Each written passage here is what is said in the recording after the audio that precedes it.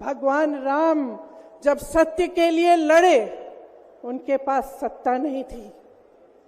भगवान राम जब सत्य के लिए लड़े, उनके पास संसाधन नहीं थे। उनके पास तो रथ भी नहीं था। रथ रावण के पास था, संसाधन रावण के पास थे, सेना रावण के पास थी, सोना रावण के पास थी। वो तो सोने की लंका में रहता था। भगवान राम के पास सत्य था, आशा थी, आस्था थी, प्रेम था, परोपकार था, विनय था, धीरज था, साहस था, और भगवान राम के पास सत्य था।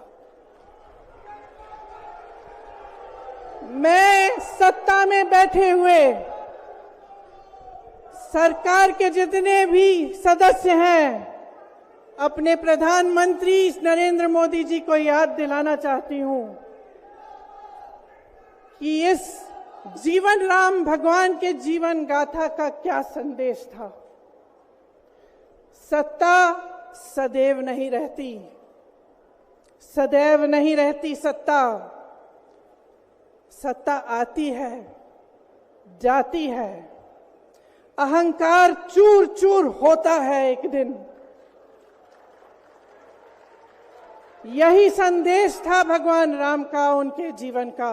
और आज यहां रामलीला मैदान पर खड़े हुए इंडिया गठबंधन की 5 मांगों को पढ़ने से पहले मुझे ये उचित लगा कि मैं ये संदेश एक बार फिर दोहराऊं। इंडिया गठबंधन की 5 सूत्री मांगे भारत के चुनाव आयोग को लोकसभा चुनावों में समान अवसर सुनिश्चित करना चाहिए। दूसरी मांग, चुनाव आयोग को चुनाव में हेराफेरी करने के उद्देश्य से विपक्षी राजनीतिक दलों के खिलाफ इनकम टैक्स, ईडी और सीबीआई द्वारा की जाने वाली बलपूर्वक कार्रवाई को रोकना चाहिए। तीसरी मांग, श्री हेमंत सोरेन एवं श्री अरविंद केजरीवाल जी की तत्काल रिहाई की जाए।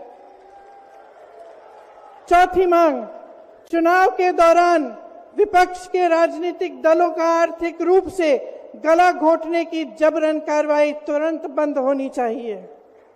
पांचवी मांग, चुनावी बांड का उपयोग करके बीजेपी द्वारा बदले की भावना, जबरन वसूली और धन शोधन के आरोपों की जांच के लिए सुप्रीम कोर्ट की निगरानी में एक एसआईटी गठित हो जानी चाहिए।